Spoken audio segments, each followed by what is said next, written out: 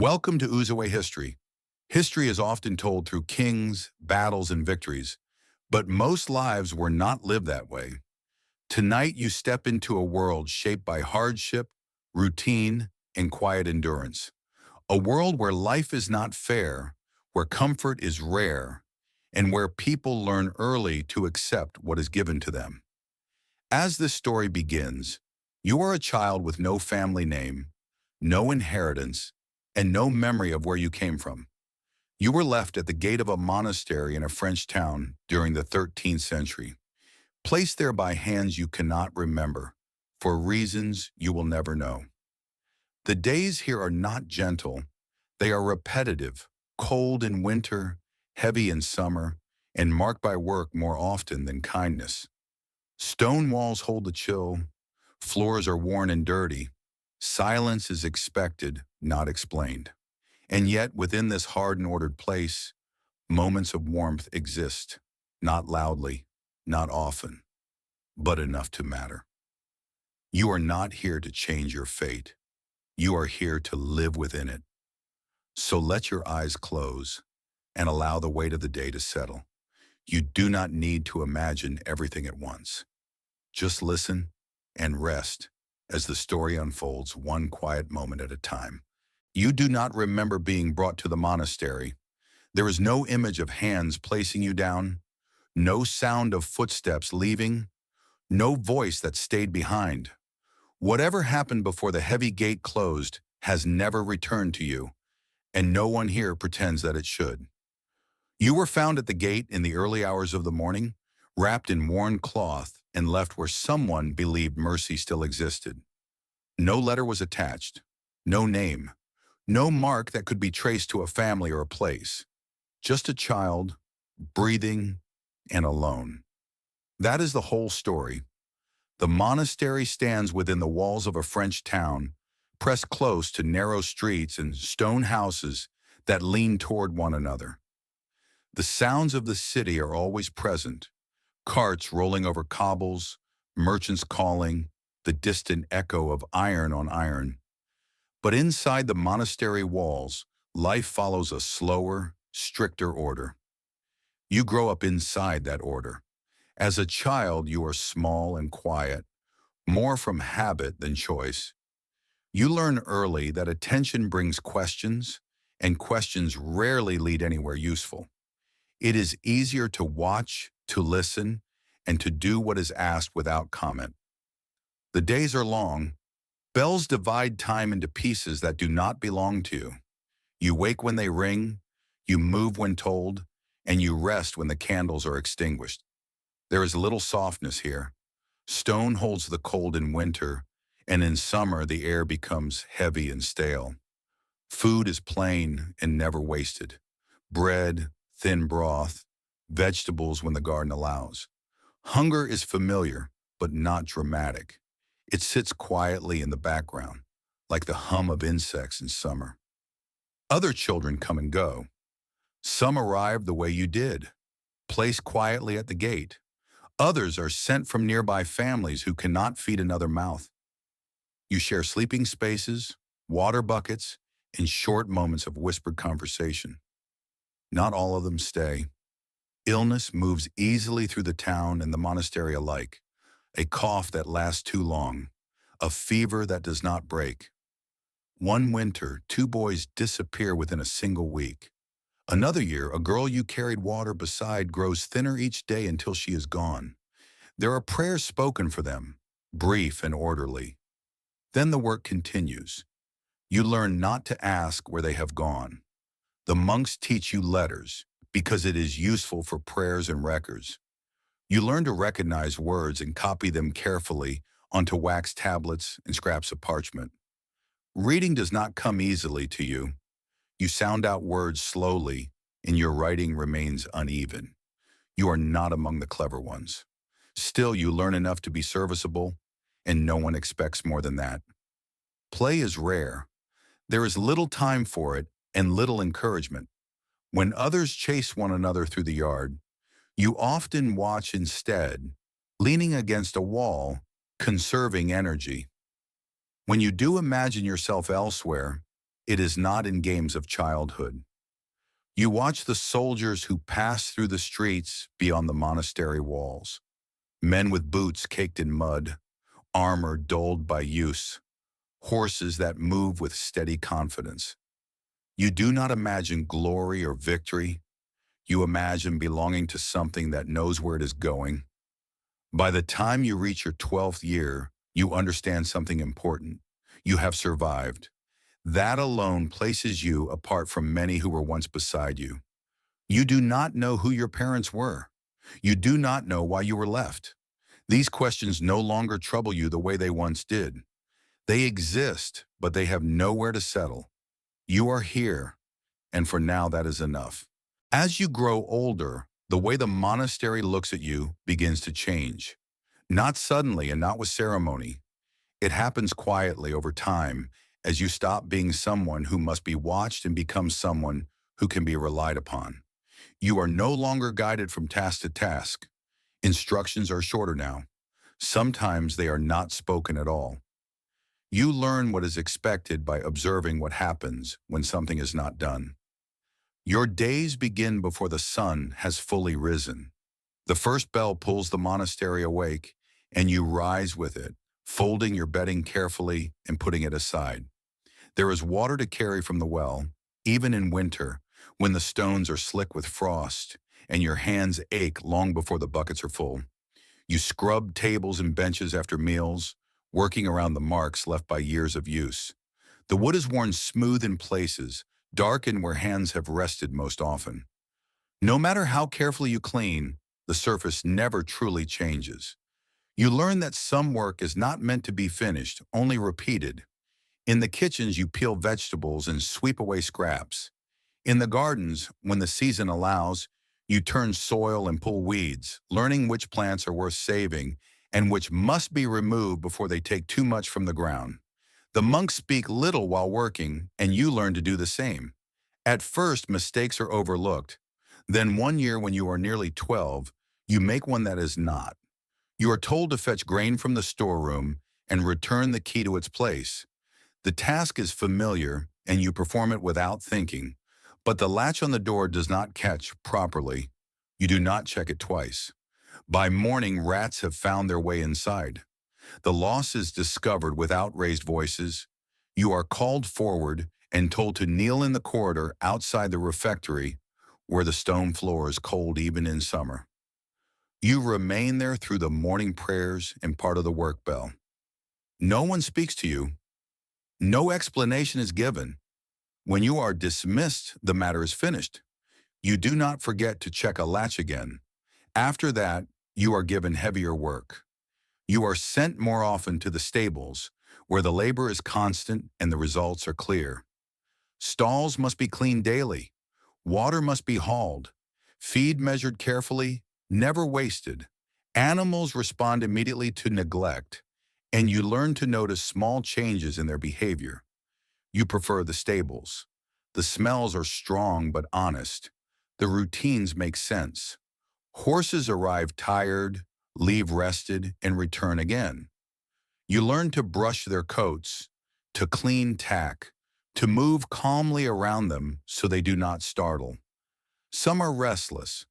Others stand patiently, heads lowered, trusting the work to be done. You grow stronger without noticing it. Your hands roughen. Your movements become economical. You no longer rush and you no longer linger. The monks speak your name less often now, not because you are ignored, but because you do not need correction. At night you sleep deeply. You think less about where you came from and more about what needs doing the next day. The monastery no longer feels like a place you were left behind in. It is simply where your life takes place. By the time you reach your 13th year, you are known for one thing. You work steadily. You do not disappear. You do what is asked. And in a place built on order and repetition, that is enough. Upon one morning, when the sky hangs low over the town, and the courtyard carries the smell of damp stone, old straw, and cooling ash from the kitchens, you are in the stables when you hear the gate open. not with the familiar rhythm of a merchant cart or a pilgrim's knock, but more carefully, as if effort is being measured with each movement. When you look up, you see a man being helped down from his horse. He wears the marks of a knight, but not the kind found in stories. His armor is incomplete and worn, removed piece by piece rather than shrugged off. One arm remains close to his body. His movements are deliberate, guarded. Whatever brought him here did not end cleanly. The monks move with quiet purpose. No questions are asked. No attention is drawn. The man is led inside and the horse is left standing in the courtyard, reins loose, head lowered. It does not pull or shift, only waits, breathing deeply, as though unsure whether its journey has truly ended. You are sent forward without explanation. You take the reins and lead the horse into the stables, speaking softly so it knows where it is going. Up close, you see the signs of long travel, stiffness in the legs, dried sweat beneath the tack, a shallow wound high on one foreleg that has been cleaned but not yet fully closed. You begin with what you know. You remove the tack carefully and lay it out to dry. The leather is cracked, mended more than once. This is not the equipment of a wealthy man. It has been kept serviceable through care rather than replacement. As days pass, the knight remains. At first, he does not leave his room. Then he walks the corridor slowly. Eventually, he comes to the doorway of the stables and stands there, leaning lightly against the frame. He does not interfere. He does not instruct. He watches only as long as is necessary. The horse heals. You clean the wound daily, rinsing it with water warmed by the sun, working gently around it. You walk the horse in the mornings, slowly, counting steps, learning when to stop. The animal responds to your hands without hesitation, trusting the rhythm you keep. Weeks pass. The work settles into routine. You know when the horse needs rest, when it can be moved, when it is ready for more. One morning before the bells ring, and while the monastery still sleeps, you lead it into the courtyard. The light is pale and thin. You do not think of it as disobedience, only as continuation. You mount carefully, awkward at first, then steadier as your body finds its balance. The horse moves beneath you without protest, responding to shifts in weight more than command. You circle the courtyard slowly, once, then again. It feels familiar, not exciting, not frightening, simply correct. You do this again on other mornings, always early, always quietly. No one stops you. No one notices, or at least no one says anything. Until one morning, when the horse halts of its own accord. You look up. The knight stands at an upper window, watching. He does not move at first. Then slowly he makes his way down into the courtyard. You dismount at once, uncertain if you have done something wrong. He says nothing immediately. He places a hand briefly on the horse's neck, feeling the muscle there, then looks at you. You sit easily, he says at last. There is no judgment in his voice, no approval either, only observation. He turns away and leaves the courtyard as quietly as he entered it. The horse lowers its head again, waiting. The morning continues. Nothing is said to the monks. No rule is spoken aloud. But from that day on, the early hours belong to the stables, and you find that what you have been doing without permission is no longer something you feel the need to hide. After that morning, the knight begins to speak to you more often, not in long conversations and never when others are present. It happens in the pauses between tasks while you work with your hands and your attention is already elsewhere. A question here, an observation there, always quiet, always practical. One evening, as the light fades and the stables empty, he remains. You are brushing the horse slowly, working dust and sweat from its coat, when he steps closer. He moves more easily now, not fully healed, but no longer guarded with every breath. You have been here most of your life, he says. It is not a question. You nod. He watches you work for a moment longer before speaking again. Are you happy here? The word feels unfamiliar. You consider it carefully. The monastery is safe. You know its sounds, its rules, its seasons. You are fed. You are not beaten. The days pass without surprise. I do not know, you say at last. The knight does not react. He only inclines his head slightly, as if that answer confirms something rather than complicates it. This place keeps you alive, he says. That is no small thing.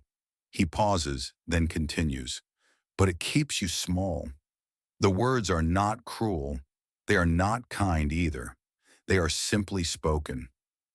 There is more beyond these walls, he says. Not all of it is good. He tells you of the road, of sleeping under open sky when shelter cannot be found, of waking cold and wet, armor stiff with frost, of men who take what they want when they think no one will stop them, of villages burned not for hatred, but because someone marched through them. There are robbers, he says. There are wars that have nothing to do with you and everything to do with where you happen to stand. He does not soften this. I cannot promise safety, he says. Anyone who does is lying.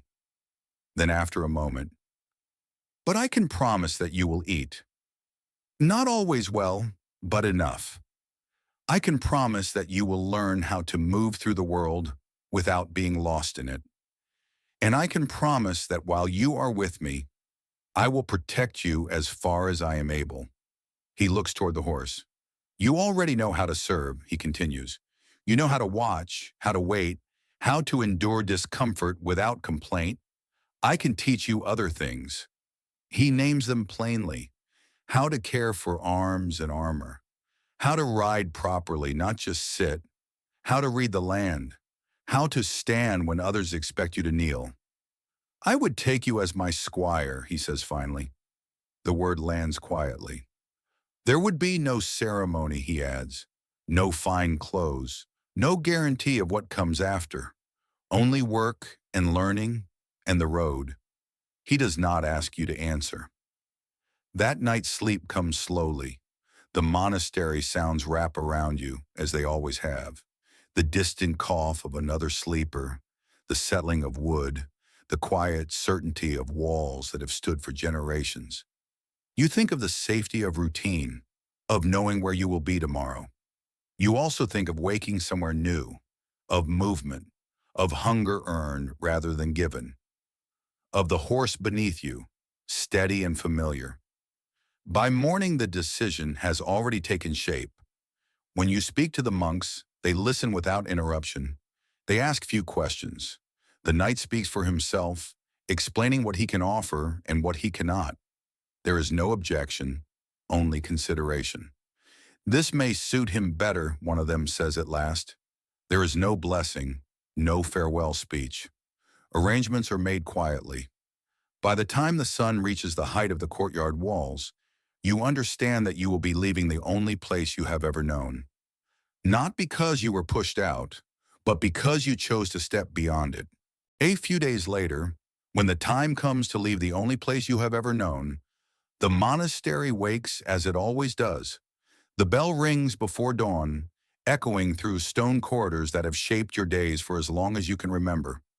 You rise, fold your bedding, and move through the familiar spaces without drawing attention to yourself. Nothing in the routine has changed. Candles are lit, doors open and close with the same muted sounds. Men pass you in silence, their steps measured and unhurried. The monastery continues its morning as if this day carries no more weight than any other. Only you are aware that it does. You are told what to take, not much. A spare tunic, a cloak worn thin at the edges, softened by years of use. A small knife meant more for work than defense. Everything else remains behind, because it has always belonged to the place rather than to you. You pack slowly, tying the bundle closed with care. There is no grief in the objects themselves. You have lived your life among borrowed things, used until they were passed on again. Still, as you lift the bundle, you realize how little you truly need, and how long you have learned to make do. Before you leave, you go to the stables. The animals greet you with familiar sounds, the shift of hooves on packed earth, the quiet breath of bodies that recognize your presence. You move from stall to stall, resting a hand on a neck here, smoothing a flank there. You do not linger, but you do not rush. These animals have known you longer than most people have. They have accepted your care without question. You whisper nothing to them. There is no need. When you step back into the courtyard, one of the monks waits for you. He is older, his movements slow but steady. He does not block your path. He only holds out a small cord from which hangs a simple wooden cross, darkened with age. Do not forget to pray, he says quietly. You take it and nod. There is no sermon, no instruction beyond that. He steps back, and the morning continues. In the courtyard, the knight waits beside an animal you do not recognize at first. It is a mule, smaller than the horse, broader through the shoulders, with a patient expression that suggests it has seen many roads and expects to see more. Its tack is simple and well-worn, chosen for endurance rather than display. It will carry what you need, the knight says, and it will not complain. You take the lead rope, and the mule follows you easily, as if the matter has already been decided. The monks gather briefly, not in ceremony, but in acknowledgement. One of them speaks to the knight, his voice low. See that he is cared for, he says. He has known little beyond these walls. The knight inclines his head. I will do what I can, he replies. It is not a promise made lightly. A short prayer is spoken. Words familiar and steady, asking for safe passage, for clear roads, for strength enough to endure what cannot be avoided. You stand quietly among them, the wooden cross warm in your hand. Then the gate is opened. You lead the mule forward, feeling the weight of the road settle around you. As you pass beneath the stone arch, you understand something without needing to think it through. This is the first time you leave the monastery knowing you will not return as you were, and perhaps not return at all. The town beyond feels closer than it ever has before. Streets once crossed only on errands now stretch ahead of you. Sounds overlap, voices, carts, animals, and for a moment you are unsure where to place your attention. The night does not hurry you. You walk together, the mule between you, moving through familiar streets that slowly give way to open road. Behind you, the gate closes. Ahead of you, the land opens. That night, you do not sleep indoors.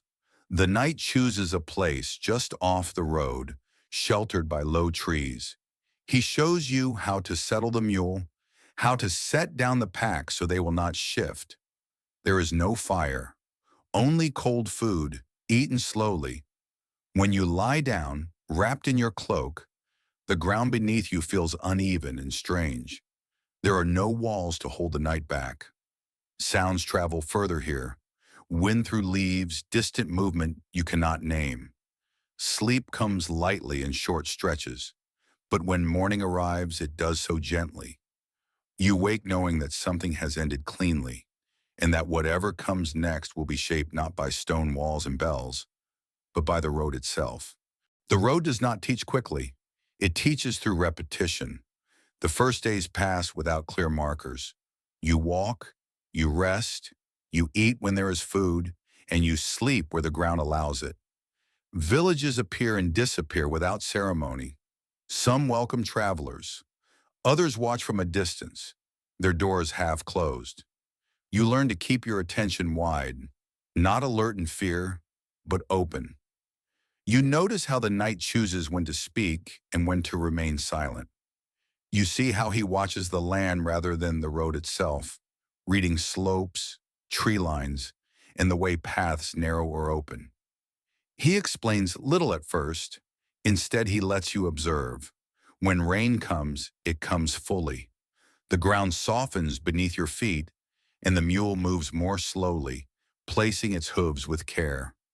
The knight shows you how to loosen the load so it does not rub, How to check for sores before they become problems. Always look, he says once. Never assume.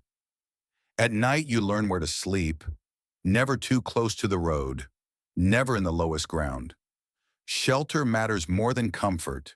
You learn how to use what you carry, cloak as bedding, pack as pillow, the mule as quiet company rather than protection. Some nights are cold, others are restless, filled with distant sounds that mean nothing but still keep you awake. Over time, you learn which noises can be ignored and which cannot. Most can. Hunger becomes familiar again, but different from before. It is sharper but cleaner. You feel it, acknowledge it, and move on. When food is shared, it is done without ceremony. Bread broken, water passed, no waste.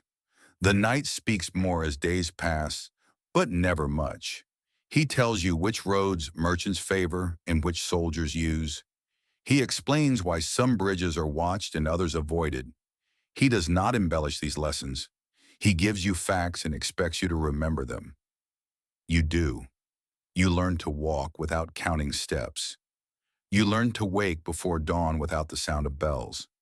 You learn that mornings on the road begin quietly, without signal, as if the world itself has not yet decided to speak. The mule proves steady.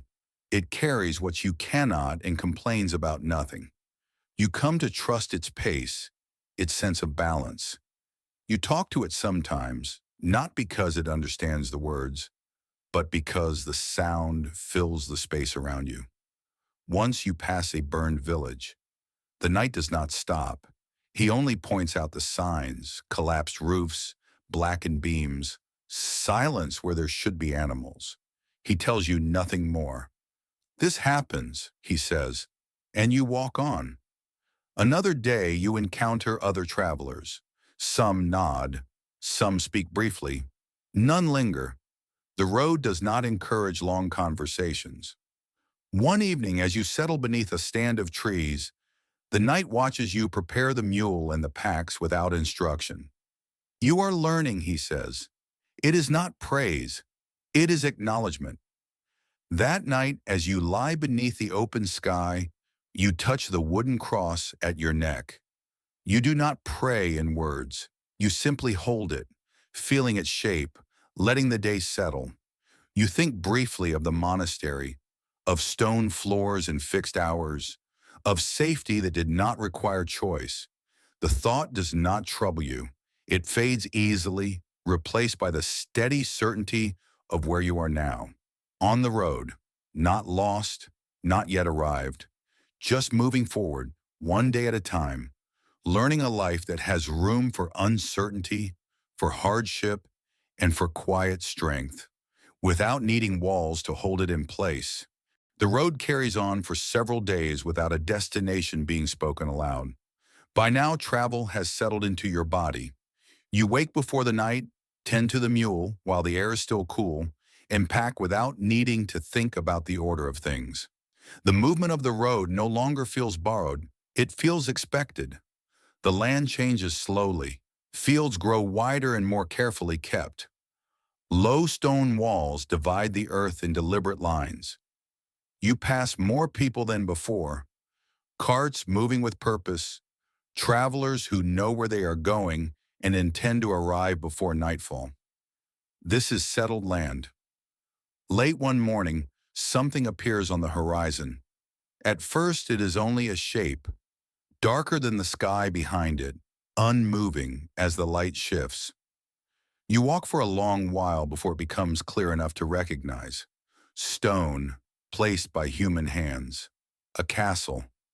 You know it at once, not from sight, but from stories. The monks spoke of such places while teaching letters or copying texts, describing great fortresses that ruled the land around them. This one is smaller than those stories promised. There are no towering spires, no walls stretching endlessly into the distance. It is solid, practical, built into the rise of the land as if it belongs there. Strength without excess. Beside it lies a village, larger than the one you grew up around, larger even than the monastery settlement you knew so well. Houses cluster close together, smoke rising from multiple hearths. Paths wind between them with the ease of long use. More people live here than you have ever lived among before. As you draw nearer, the road narrows, guiding you toward the settlement. Before you reach it, figures step into view ahead. 4 armed men stand where the road bends. They are not blocking the way, but they are watching it. Their weapons are worn but kept ready. They do not shout or threaten. They simply wait. The knight slows. One of the men recognizes him and nods. A brief exchange follows. Names, purpose, where you have come from. The words are practical, unadorned. You remain quiet, holding the mule's lead. After a moment, the men step aside. "You may pass," one of them says. You walk on. The village opens around you as you pass through its edge. Voices, animals, the sound of work being done. The castle looms closer now, its stone worn smooth in places by weather and time. By the time you reach the base of the hill, the walls fill your view. The gate stands ahead, closed but attended. Men move with familiarity atop the stonework. This is not a place that hides itself, nor one that welcomes without measure. You stop a short distance from the entrance. The knight studies the gate, judging the moment. You stand beside him, the mule quiet at your shoulder, aware that the road has brought you as far as it can, and that whatever comes next will begin on the other side of the walls. The gate opens without announcement. Wood shifts against stone, iron groans briefly, and then the sound settles again. You pass beneath the archway and into the inner yard, where the village noise falls away and another rhythm takes its place. This place does not pause for newcomers. Men cross the yard carrying tools, buckets, bundles of wood. Horses are led between buildings with practiced ease. Somewhere nearby, iron rings steadily as something is being repaired rather than forged. No one looks at you for long. You are not remarkable here, only present. The knight hands the mule to a stable hand and motions for you to wait. You stand near the edge of the yard while he disappears into the keep. Time passes without measure. You watch the flow of work continue around you. Guards changing positions, servants moving between doors, the steady order of a place that expects to be defended. Eventually, the knight returns. Nothing about his expression suggests urgency or triumph. Whatever was discussed inside has already settled into certainty. You learn the result gradually. The knight has been offered service for a season. The castle lord requires experienced men who can assist in maintaining order along the roads, escort messengers, and oversee the training of younger fighters. The knight's recent injuries have made him less suited for constant travel, but well suited for instruction and limited duty. In return, he will be housed, fed, and paid modestly. You are not part of the agreement, but you are included in its shape. You are given a place to sleep near the stables, close enough to be useful, far enough to remain unnoticed. Your days begin to take form almost immediately. Morning work comes first, feeding animals, clearing stalls, checking tack, making sure nothing that moves is neglected. When those tasks are done, the knight finds you.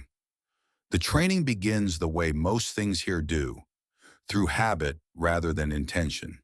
He places a wooden weapon in your hands and shows you, without speaking much, how to stand, how to balance your weight, how to move without lifting your feet unnecessarily. The lessons are short.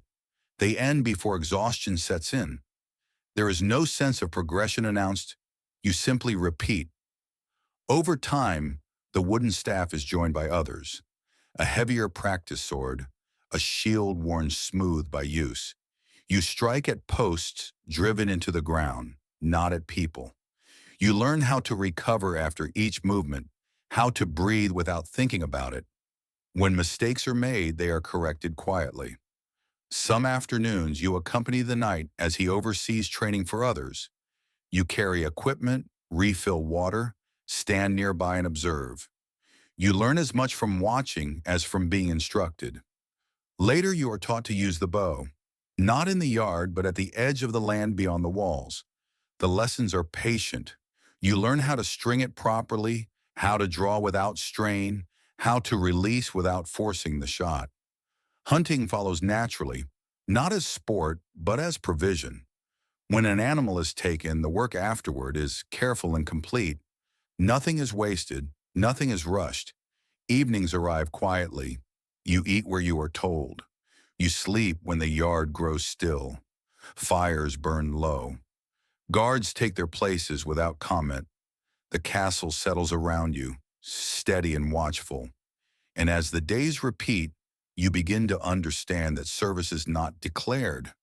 It is practiced day after day until it becomes visible without needing to be spoken aloud. Days begin to lose their edges. Morning follows night without pause, and night returns in the same quiet manner. You wake before most of the castle stirs and move through the stables while the air is still cool and unmoving. The animals know you now. They do not lift their heads in alarm when you enter. They simply shift, making space. Your work no longer feels separate from the day. There is no moment when it begins or ends. It folds naturally into everything else. You move where you are needed without thinking about it, guided more by habit than instruction. What once required attention now happens without effort. This day has been harder than most. Training lasts longer. Movements repeat until your arms feel heavy and your legs slow to respond. Wooden weapons leave no marks, but the strain settles deep, the kind that does not fade quickly. When the lesson finally ends, you feel it in the way you breathe, in the quiet ache that remains even after you stop moving. You return to your other work without comment. By the time evening comes, your body is tired enough that thought no longer wanders. You eat among those who serve the castle, seated close enough to hear conversation but not drawn into it. Bread is broken. A bowl is passed. Words drift past you.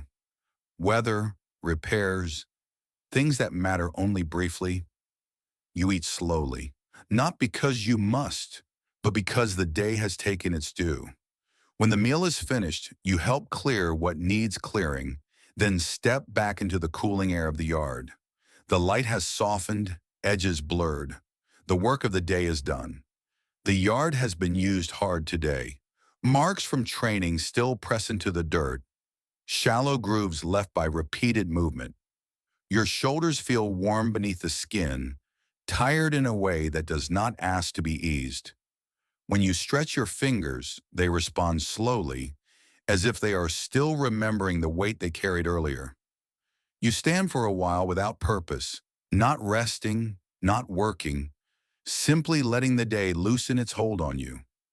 The air cools as the light fades, and with it, the last sharp edges of effort begin to soften. The night joins you there. He does not speak at first. He stands beside you, looking out across the yard where the ground is marked by footprints that will be gone by morning. The silence is easy, earned by hours spent doing what needed doing. You held yourself well today, he says eventually. It is not praise meant to lift you, only acknowledgement. He shifts his weight, then adds, almost as an afterthought, "Come, we'll turn in, my squire." The word is spoken without pause, not as an announcement, not as a reward, simply as something that no longer needs explaining. As night settles, the castle does not fall silent all at once. Sounds fade in stages. Movement in the yard slows first, then the lower halls empty as doors close one by one. Above you, footsteps grow less frequent until only the most necessary remain. You lie down where you are meant to sleep. The stone beneath you holds the days cool. Somewhere nearby, an animal shifts its weight, then grows still again. The air smells faintly of smoke and straw, carried in from earlier hours. Nothing asks for your attention. You do not replay the day nor anticipate the next. There is no instruction left undone, no task waiting to be remembered. The shape of the hours has already settled. Sleep arrives gradually, not as relief, and not as escape, but as the natural end of a long day. One that has taken its measure of you and quietly given something back in return.